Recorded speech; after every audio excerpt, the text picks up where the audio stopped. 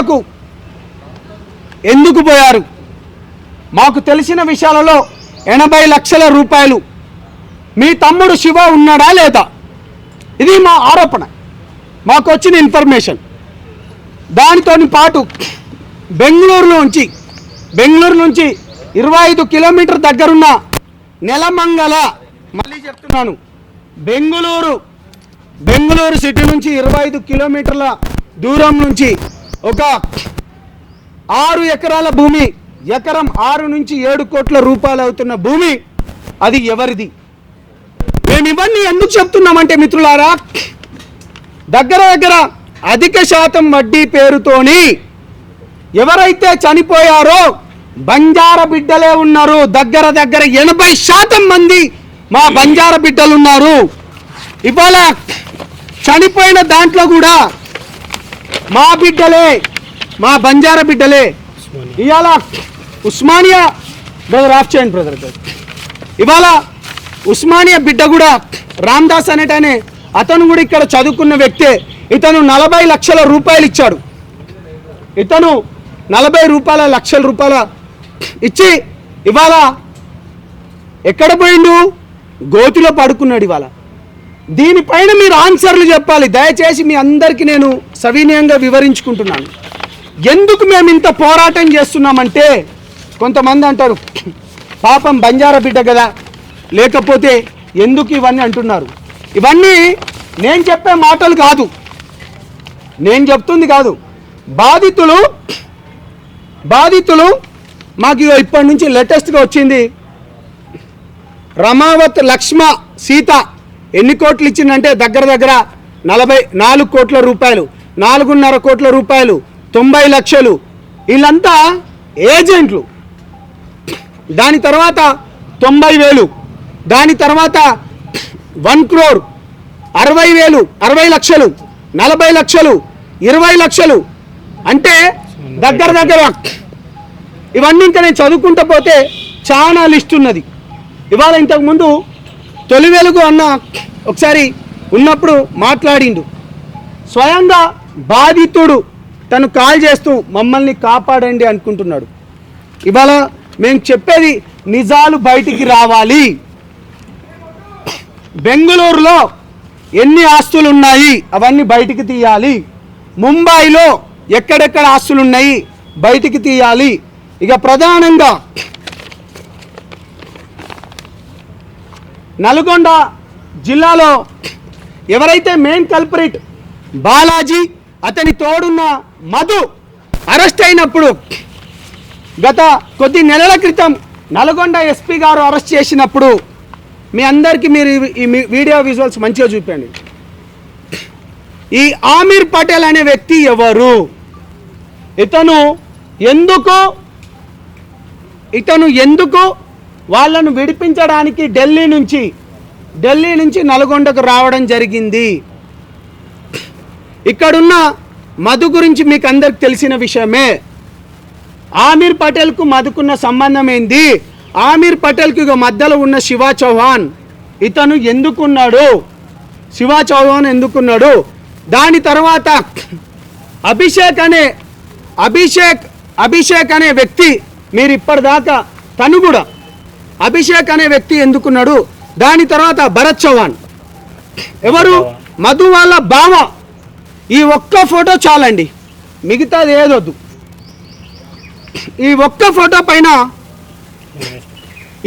Photo పైన investigation చేయండి.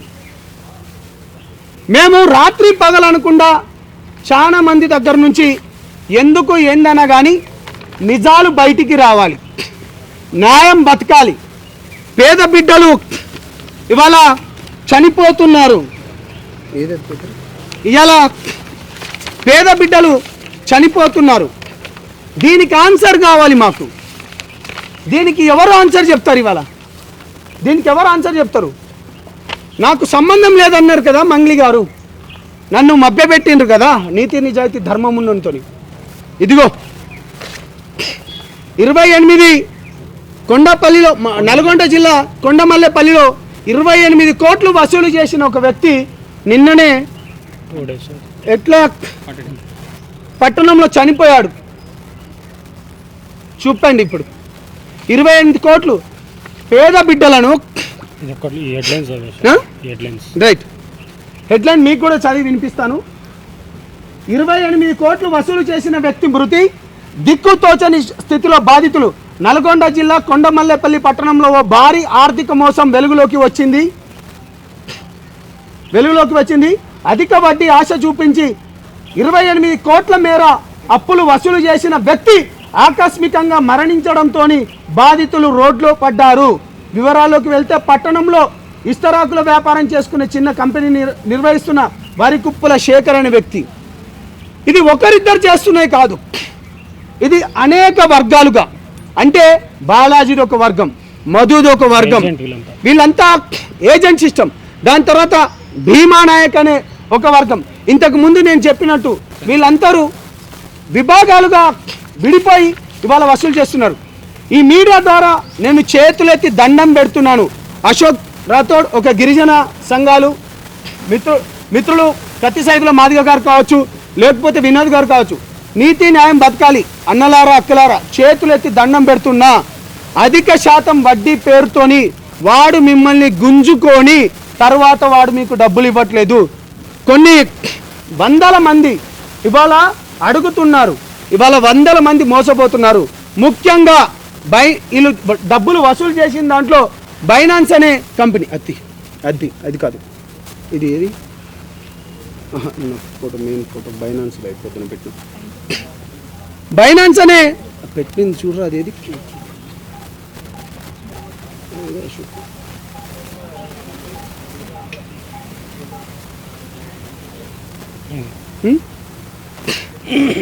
ఈ బైనాన్స్ కంపెనీ అనేది ఒకసారి దీనిలో చూడండి. ఇది ఏ దేశం నుంచి ఆపరేట్ అవుతుంది, దీంట్లో ఎన్ని వందల కోట్ల రూపాయలు ఉన్నవి. ఇవి మేం చేయాల్సినవి కావు, ఇవి నేను మీకు చెప్తున్నాను.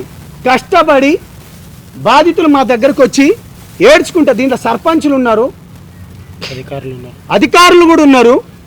చెప్తే ఎక్కడ ఇజ్జత్ పోతుందని చాలా మంది రావడం లేదు. బయటికి రండి.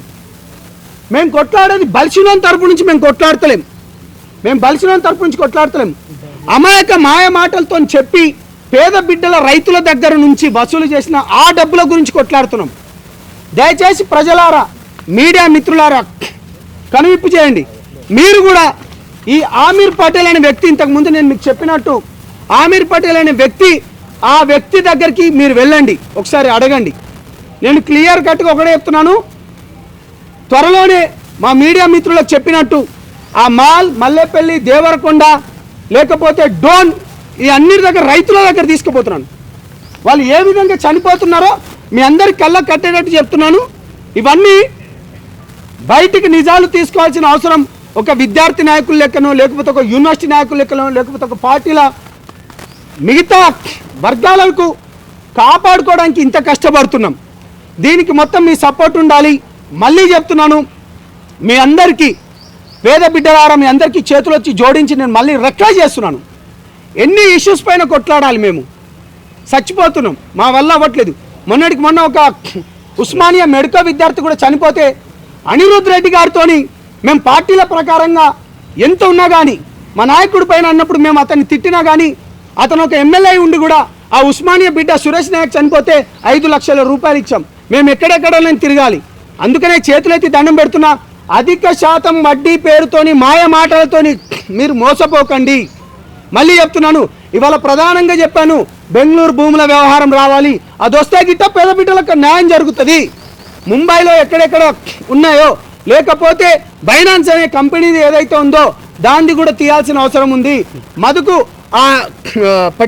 అమీర్ పటేల్, ఆ ఆమీర్ పటేల్కు మధుకున్న సంబంధం ఏంది, శివ చౌహాన్కున్న సంబంధం ఏంది, భరత్ చౌహాన్కున్న సంబంధం ఏంది, ఆ అభిషేక్ అనే అబ్బాయిని కూడా మీరు తీసుకోవాల్సిందిగా కోరుతూ, ఇటువంటివి కూడా వచ్చిన లేటెస్ట్ అప్డేటు మీ మీడియా దాకా. అదేవిధంగా గత 15 రోజుల క్రితం జహీరాబాద్లో ఏం సెటిల్మెంట్ అయింది అది కూడా బయటికి రావాలి. ఆ జహీరాబాద్ భూముల సెటిల్మెంట్ అయి ఎవరికి డబ్బులు ఇచ్చిండ్రు మీరు అది కూడా రావాలని తెలియజేస్తూ, పేద ప్రజల పక్షాన మీ మీడియాతో పాటు ప్రజలు కూడా అండగా ఉండాలి. 2 రోజులలోనే ఆ పేద బిడ్డల పక్షాన ఆ ఊర్లోకి వెళ్తున్నాం. పాల్తీయ తండకు కూడా డెఫినెట్గా మనం అందరం వెళ్తాం. ప్రజలకు కనువిప్పయ్యేటట్టు మేము ఉన్నది మీ గురించి కొట్లాడుతున్నాం. థ్యాంక్ యూ మిత్రులారా, మీరు ఈ విధంగానే పేద ప్రజల పక్షాన నిలబడాలని కోరుతూ తమ్ముడు మీరు మాట్లాడండి. థ్యాంక్ యూ మిత్రులారా. మనవాడు మీ దగ్గర ఉన్నటువంటి మళ్ళీ ఆధార్ ఒకటి చూపెట్టండి. అంటే ఆయన దాంట్లోకి మంగ్లీకి వచ్చినాయా లేకపోతే ఇంకా 80 లక్షల రూపాయలు, ఆ 80 లక్షల రూపాయలు తీసుకునే క్రమంలో ఒక డిఫెండర్ కార్లు, ఫార్చునర్ కార్లు, వాళ్ళకు గన్మెన్లు, దాని తర్వాత మధుతో పాటు శివ చౌహాన్ ఎందుకు పోయిందా లేదా అంటే మాకున్న డౌటు. మేమేమంటున్నామంటే ఆ 80 లక్షల రూపాయలు తీసుకునేటప్పుడు ఫోన్ CDR మొత్తం తీస్తే అన్నీ వెళ్తాయి,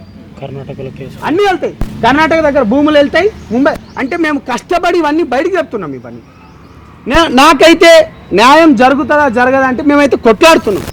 అది ఎంతవరకు పోతుంది, ఎంతమంది పేదల డబ్బులు బయటకు వస్తాయి. నేను ఏమంటున్నాను, మీరు ట్రాన్సాక్షన్స్కు అమౌంట్ కానీ నేను అంటలేను. ఇక్కడ 2 కాంట్రడిక్షన్స్ ఉన్నాయి. మంగ్లీ మధుకు నాకు సంబంధం లేదన్నది పాయింట్ నెంబర్ 1. అది మీ మీడియా ఛానల్ అన్నది అందరి దగ్గరనే చెప్పింది. మంగ్లీ మధుకు సంబంధం లేనిది ఈ ఇంటి ఫోటోతో పాటు ఆ రోజు డ్రగ్స్ అప్పుడు దొరికిన కాడ మధు ఏ విధంగా ఉన్నాడు, దాంతోపాటు నిజాయితీపరమైన మాకు తనకు ఏ విధంగా సపోర్ట్ చేసుకుంటూ ప్రెస్ మీట్ పెట్టమని మేము అది చెయ్యం. మేము ఎప్పటికీ పేద బిడ్డల తరపు నుంచి. ఇక రెండోది ఏదైతుందో ఆ 80 లక్షల రూపాయలు ఎవరు ఇచ్చిండ్రనే దానికి నేను చెప్తున్నా. డిఫెండర్ కార్లు పోయినాయా లేదా, డిఫెండర్ కార్లు గన్మెన్తో పోయిందా లేదా, దాని తర్వాత ఎవరు ఆ శివ చౌహాన్ అనే అబ్బాయి ఉన్నాడా లేదా, అది మీరు అడగండి, అది మీరు తెలుసుకోవాలి. ఇంకెవరైనా క్వశ్చన్స్? కర్ణాటకలో కేసు ఫైల్ అవుతుంది, కర్ణాటకలో కూడా కేసు ఫైల్ అవ్వబోతుంది. అదేవిధంగా మియాపూర్లో కూడా ఒకటి మధు కదా చూపెట్టి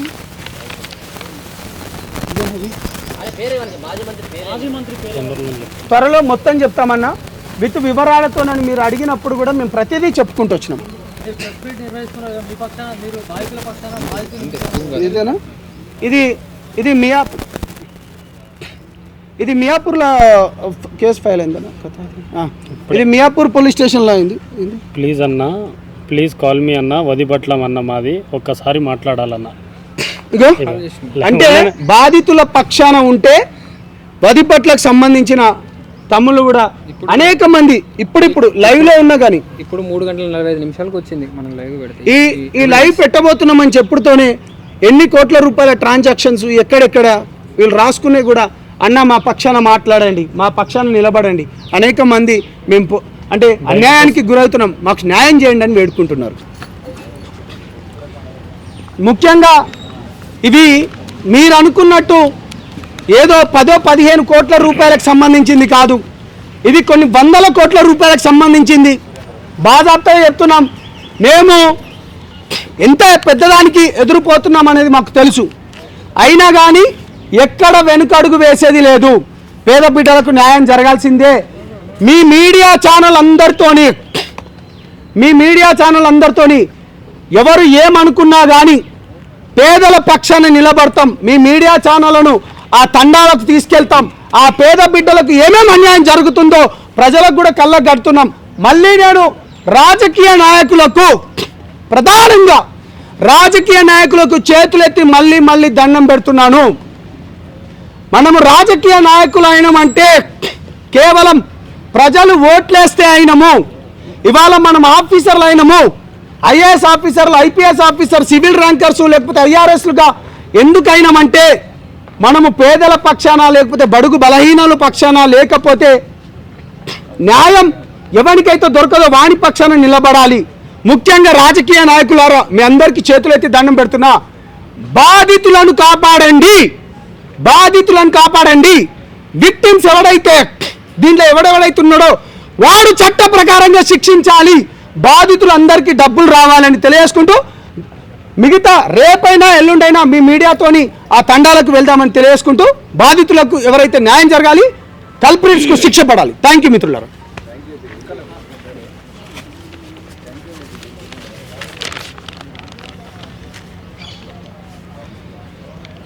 ముఖ్యంగా ఇక్కడికి విచ్చేసినటువంటి మీడియా మిత్రులందరికీ గత వారం 15 రోజుల నుండి పేద ప్రజల పక్షాన ఉంటూ ఎక్కడా లొంగకుండా ఈరోజు పేద ప్రజల గొంతుకై ఈరోజు మీరు ప్రపంచానికి నిజ నిజాలు చూపిస్తున్నందుకు మీకు ప్రత్యేక ధన్యవాదాలు తెలియజేస్తూ గత 5-6 రోజుల నుండి మేము కంటిన్యూస్గా ఈ యొక్క స్కామ్పై ఏదైతే మైక్రో ఫైనాన్స్ పేరిట వచ్చినటువంటి ఈ స్కామ్పై మేము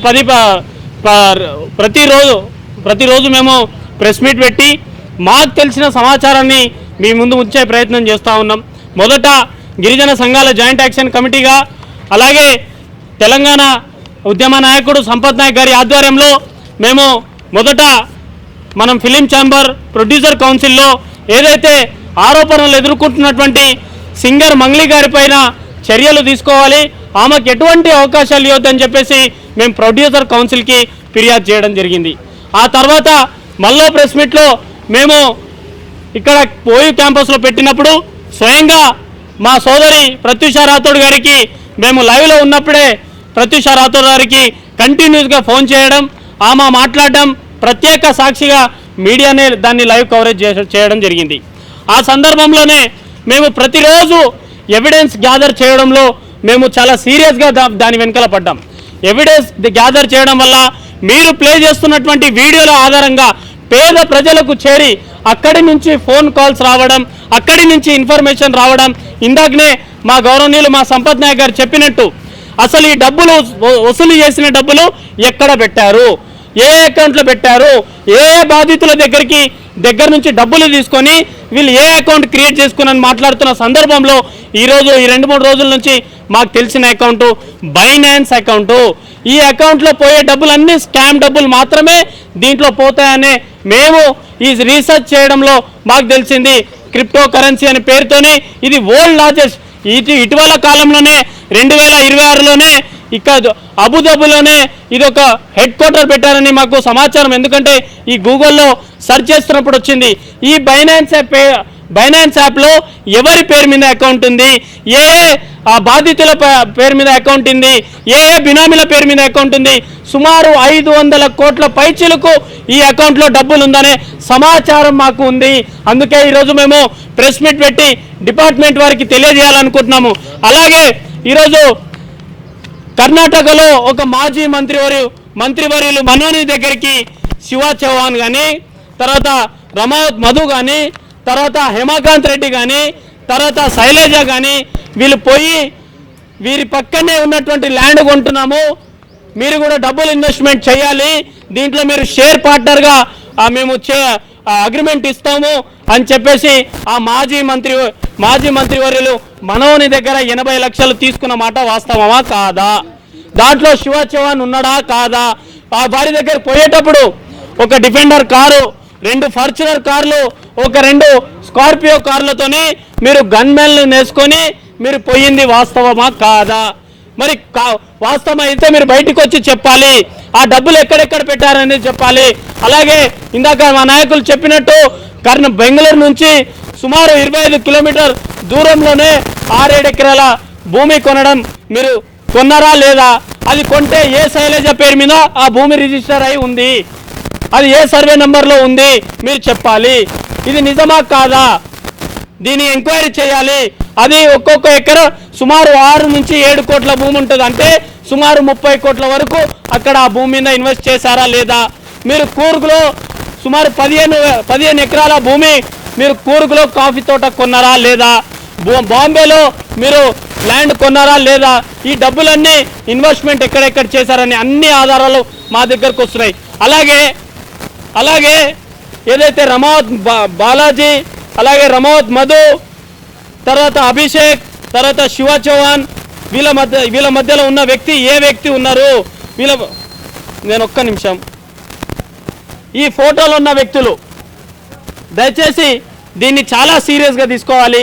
ఇక్కడ ఉన్నది రమావత్ మధు, ఇప్పుడు ఉన్నటువంటి A1 మధు, ఇక్కడ ఉన్నది ఆమీర్ పటేల్. మరి ఈయన అరెస్ట్ అయినప్పుడల్లా, ఈ ఇష్యూ బయటకు వచ్చినప్పుడల్లా ఆమీర్ పటేల్కి ఈ స్కామ్కి సంబంధం ఏంటిది? ఈయన ఢిల్లీ నుంచి ప్రత్యేకంగా ఢిల్లీ నుంచి ఎక్కడెక్కడైతే వాళ్ళు అరెస్ట్ అవుతారో వారు ఇన్ఫ్లుయెన్స్ చేసి మరి బయటికి తీసుకొస్తున్నారనే సమాచారం మాకుంది. మరి ఆమీర్ పటేల్ గారి పాత్ర ఏంటిది దీంట్లో? అలాగే ఇక్కడ గోకులానందన ఆఫీస్ ఏదైతే మల్లేపల్లిలో ప్రారంభం చేయడానికి ఇక్కడ శివ చౌహాన్ వచ్చారు. మరి శివ చౌహాన్ గారి పాత్ర లేనప్పుడు శివ చౌహాన్ ఎందుకు వచ్చారు మల్లేపల్లికి? ఆ తర్వాత అభిషేక్ ఏదైతే మొన్న తొలి వెలుగు రఘు గారితో ఇంటర్వ్యూ ఇచ్చినప్పుడు కొన్ని చెప్పి చెప్పనట్టు కొన్ని దాచిపెట్టుకొని సమాచారం వదిలిపెట్టాడు. మరి ఆ తర్వాత భరత్ చౌహాన్, ఈ అభిషేక్ కూడా మొత్తం స్క్రిప్ట్ మాటలు మాట్లాడుతున్నారు. అలాగే ఈ భరత్ చౌహాన్ ఎవరు? మధువాల బాబా జైరాబాద్ లో ఏ ల్యాండ్ సెటిల్మెంట్ చేశారు అంటే ఈ 15 రోజుల నుంచి ఈ 15 రోజుల నుంచి వస్తున్నటువంటి వార్తల నేపథ్యంలో జైరాబాద్ లో ఎన్ని ఎకరాల ల్యాండ్ సెటిల్మెంట్ జరిగాయి, అక్కడ ఏ బాధితులకు ఎన్ని డబ్బులు పంపించారు అనేది ఈ ఇన్ఫర్మేషన్ కూడా ఈ భరత్ చౌహాన్ దగ్గర నుంచి తీయాలని చెప్పేసి నేను ఇది చెప్పు. బేసికల్గా ఈ అబ్బాయి ఒక ఛానల్లో ఇంటర్వ్యూ ఇచ్చినప్పుడు కేవలం ఇది ఒక స్క్రిప్ట్ రాసుకొని వచ్చిండు. అసలైన కల్పరేట్స్ వేరేగా ఉన్నది. వీడు దాంట్లో ఒక దొంగే, వీడు కూడా అనేక చాలా వాటిలలో దొంగే. ఇదంతా అసలైన ఎవరైతే మెయిన్ పెద్ద తిమింగలాలను కాపాడే ప్రయత్నం చేస్తున్నారు. ప్లీజ్. అలాగే ఈ భరత్ చౌహాన్ గారి పైన ఎంక్వైరీ చెయ్యాలి. ఈయన పేరు మీద ఎటువంటి ఆస్తులు ఉన్నాయి, ఈయన సంపాదన ఏంటిది, ఈయన చేస్తున్న ఉద్యోగం ఏంటిది, ఈరోజు వేల కోట్లు పెట్టి ఈరోజు బాంబేలో కానీ బెంగళూరులో కానీ హైదరాబాద్లో కానీ తర్వాత కూర్గ్లో కానీ వీళ్ళందరూ భూములు కొనడానికి సమాచారం మాకు సంపూర్ణంగా ఉంది. అలాగే బైనాన్స్ ఫైనాన్స్ ఒకటి, ఆమీర్ పటేల్ గారి పాత్ర ఒకటే, ఈ ఫోటోలో చూపించినటువంటి ఈ పాత్ర ఒకటి. ఇంకోటి ఇక్కడ మా మంగ్లీ గారు వదిబట్లలోనే మా మధు గారి ఇంటికి వెళ్ళారు. ఏంది మధు ఒక బూత్ బంగ్లా కట్టిస్తా ఉన్నాడు.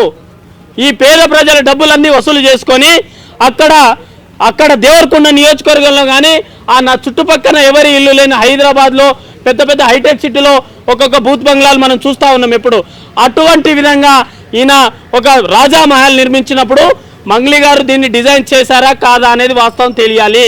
అలాగే మంగ్లీ గారి పక్కన బాబు నాయక్ అనే వ్యక్తి ఉన్నాడు. అలాగే ఈ మధు గారి పక్కన రామ్దాస్ నాయక్ అనే వ్యక్తి ఉన్నాడు. ఈ రామ్దాస్ నాయక్ మధు నాయక్ గారికి ముఖ్యమైన ఏజెంట్ అవునా కాదా? మరి ఈ ఏజెంట్ దగ్గర ఎన్ని డబ్బులు ఉన్నాయి? ఈయన ఇప్పటికీ బయటనే తిరుగుతున్నాడు. మరి ఈయనను ఎందుకు అరెస్ట్ చేయడం లేదు? ఇవన్నీ వీళ్ళందరినీ చెప్పిన పేర్లందరినీ అరెస్ట్ చేస్తే దీనికి ఫేర్ ఇన్వెస్టిగేషన్ చేస్తే పేద ప్రజలకు న్యాయం జరుగుతుంది.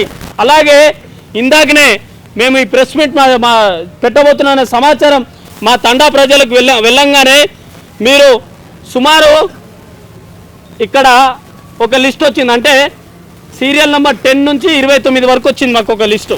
ఇది జస్ట్ ఒకటి మాత్రమే, జస్ట్ ఒక శాంపుల్ స్లిప్ మాత్రమే వాళ్ళు రిలీజ్ చేయడం జరిగింది. ఏంటిది?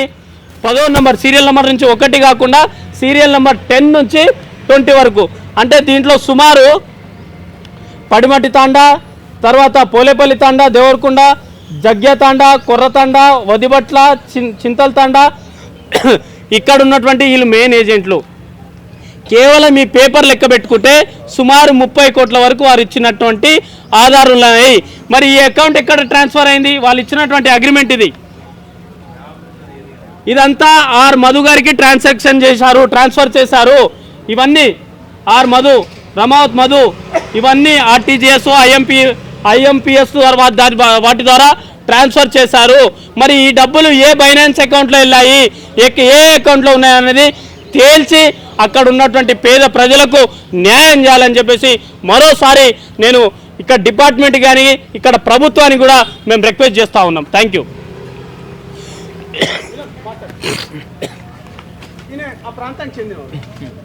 మీడియా మిత్రులకు నమస్కారం. నా పేరు వినోద్ నాయక్. నిన్న పెట్టిన ప్రెస్ మీట్కి స్పందించి మన గ్రామీణ స్థాయిలో నుంచి ఈరోజు చాలామంది మాకు ఆధారాలతో సహా ఇవి కూడా మీరు మీడియా ముందుకు ప్రొవైడ్ చేయండి, మా కష్టాలు కూడా వీళ్ళని వెళ్ళబుచ్చేటట్టు వాళ్ళు మాతో మాట్లాడడం జరిగింది. అదే విషయాన్ని మనం చూసుకున్నట్లయితే కొన్ని విషయాలు ఈరోజు నాకు 4 బాధితులు కాల్ చేశారు. అందులో ఒక 2 గురించి మీకు చెప్పాలనుకుంటున్నా. ఒక బాధితుడు అది రామ్దాస్ నాయక్ అనేది, ఆయన 40 లక్షలు భీమా నాయక్ అనే వ్యక్తికి ఇవ్వడం వల్ల ఆయన సూసైడ్ అటెంప్ట్ చేసుకుండు. ఎందుకంటే ఆ 40 లక్షలు ఒక పెళ్లి కాని యువకుడు ఇట్లాంటి క్యాంపస్లో చదివిన వ్యక్తి, ఒక పెళ్లి చేసుకున్న వ్యక్తి, అదేవిధంగా ఇక్కడ పబ్లిక్ హెల్త్ డిపార్ట్మెంట్లో చదివిన వ్యక్తి ఈరోజు 40 లక్షలు ఇవ్వడం వల్ల ఆయన కుటుంబానికి అతను దూరం కావడం జరిగింది. ఆ కుటుంబంలో ముఖ్యంగా వాళ్ళు ఇద్దరు ఆడపిల్లలు ఉండడం అనేది ఇలా తల్లిదండ్రులు వారి కష్టాలు, వారి పిల్లలకు ఇంకా పెళ్ళిళ్ళు కాలే, ఇద్దరు ఆడపిల్లలు ఉన్నారు. ఆయన సంపాదన ఆధారంగా బతికిన సందర్భం ఈరోజు ఆయన కొడుకు లేని పరిస్థితి ఈ మధు వల్ల, ఈ భీమానాయక్ వల్ల, ఈ మంగ్లీ వల్ల, ఈ శివ వల్ల, ఇంకోటి బాలాజీ నాయక్ వల్ల జరగడం అనేది చాలా బాధాకరమైన విషయం. ఈరోజు 80% మంది ఈ గిరిజన ప్రాంతం నుంచి వాళ్లకు అధిక వడ్డీ ఆశ చూపించి డబ్బులు వసూలు చేయడం అనేది జరిగింది. ఇప్పుడు అన్నలు చూపించిన లిస్ట్ ప్రకారం 10 నుంచి మాకు 28 లిస్టులోనే 30 కోట్ల స్కామ్ జరుగుతుంది. 30 కోట్ల రూపాయలు, ఒక్కొక్కరు 4 కోట్లు, ఒక్కొక్కరు 2 కోట్లు, ఒక్కొక్కరు 5 కోట్లు రూపాయలు ఈరోజు వాళ్ళకు ముడుపులు లెక్క చెల్లించడం జరిగింది. వాళ్ళు ఏమని చెప్పారంటే, మీకు నెలకొచ్చేసి 10% ఇంట్రెస్ట్ చొప్పున మీకు చెల్లిస్తాం, అక్కడ ల్యాండ్ కొన్నాం, చింతపల్లి దగ్గర 5 ఎకరాల ల్యాండ్ కొన్నాం, దీని మీద ఇన్వెస్ట్ చేస్తున్నాం, మీరు పైసలు ఇవ్వండి, మీకు నెల ఈ 10% ఇంట్రెస్ట్, ఇంకో నెల ఇంకో 1% ఇంట్రెస్ట్, ఇలా ఒక్కొక్కటి పెంచుకుంటూ 15% నుంచి 17% ఇంట్రెస్ట్ ఇచ్చారు. ఒక వ్యక్తి చెప్పిన సమాచారం ఏంటంటే 2.5 కోట్ల రూపాయలు ఇస్తే వాళ్లకు నెలకొచ్చేసి 17 లక్షల రూపాయలు వాళ్ళకు ముడుపులు లెక్క చెల్లించడం వల్ల ఆ 17 లక్షలు కూడా ఏ విధంగా చెల్లిస్తారు అంటే 2 కోట్లు చెల్లిస్తే ఒక్కొక్క నెలకు 17 లక్షలు చెల్లించి 2 కోట్లు అయ్యేంత వరకే చెల్లిస్తారు, కానీ అసలే ఇస్తారు. అది కూడా వేరే దగ్గర ఇన్వెస్ట్మెంట్ చేసి భూముల మీద కావచ్చు, ఇట్లా బెట్ కాయిన్ల మీద కావచ్చు, ఇలా కొన్ని వైన్ షాప్ల మీద కావచ్చు, ఇలాంటి టెండర్లు పెట్టి ఓ పేద పైసలు ఈరోజు రక్తాన్ని వాళ్ళు పీల్చుకున్న సందర్భం. ఈరోజు మీరు గమనించినట్లయితే సంపత్ నాయక్ అనే వ్యక్తి, ఈ అశోక్ రాథోడ్ అనే వ్యక్తి ఈ స్కామ్ని బయటకు తీయడం వల్ల ఈరోజు వందలాది సంఖ్యలో మాకు వాట్సాప్లో మెసేజ్లు కావచ్చు, అన్న మా పక్షాన మాట్లాడండి, మా పక్షాన చేయండి అని ఇగో 100 రూపాయలు స్పాన్సర్ లోటు మీద వాళ్ళు మధు అనే వ్యక్తి పేరు రాసి ఇగో ఈ విధంగా సైన్లు పెట్టించుకొని తీసుకున్న పరిణామం కనిపిస్తుంది. మిత్రులారా, మీరందరూ ఆలోచించవలసిన విషయం ఏంటంటే మీడియా అంతా మాకు సపోర్ట్గా ఉండడం వల్ల, పేద ప్రజలకు సపోర్ట్గా ఉండడం వల్ల, గిరిజనులకు సపోర్ట్గా ఉండడం వల్ల ఈరోజు ఈ స్కాములు గ్రామీణ స్థాయి వరకు చేరుతుంది. కాబట్టి ఈ ప్రభుత్వం కూడా వీటిని వెంటనే స్పందించి ఇది ఎంతవరకు సిబిఐ విచారణ కూడా త్వరగా జరిపితే బాధితుల యొక్క వాళ్ళని ఆదుకోవాల్సిన పరిస్థితి. ఇది రానున్న రోజుల్లో ఈ స్కాముల వల్ల చాలా మంది వాళ్ళ ఇంటి తాళాలు వాళ్ళు బ్యాంకులో పెట్టి లోన్లు అన్ని రకాల పైసలు వాళ్ళకి ఇవ్వడం, వాళ్ళు నష్టాలు అవ్వడం వల్ల వాళ్ళు సూసైడ్ చేసుకోవాల్సిన పరిణామం వస్తుంది. కాబట్టి ఈరోజు మా విలేజ్లోనే మా అన్ననే 2 కోట్లు ఇచ్చి ఈరోజు ఆయన కష్టం, ఆయన బాధలు వెళ్ళపుచ్చుకోలేక ఈరోజు మాకు ఆ బాధితుల పక్షాల నుంచి మాకు మాట్లాడమని ఒక సందేశాన్ని ఇవ్వడం జరిగింది. ఈ ఎవిడెన్స్ అంతా మీకు ప్రొవైడ్ చేస్తున్నాం. ఇలా పిల్లికుండ్ల తండ రామ్దాస్ అనే వ్యక్తి చనిపోయినా లేదా అనేది కూడా మీరు తెలుసుకోవాలి. ఇలాంటి బాధితులు వందలాది సంఖ్యలో ఉన్నారు. కాబట్టి మీడియా మిత్రులు దీన్ని ప్రజల నుంచి గవర్నమెంట్ స్థాయికి తీసుకెళ్లాలని కోరుకుంటున్నాం. Thank you.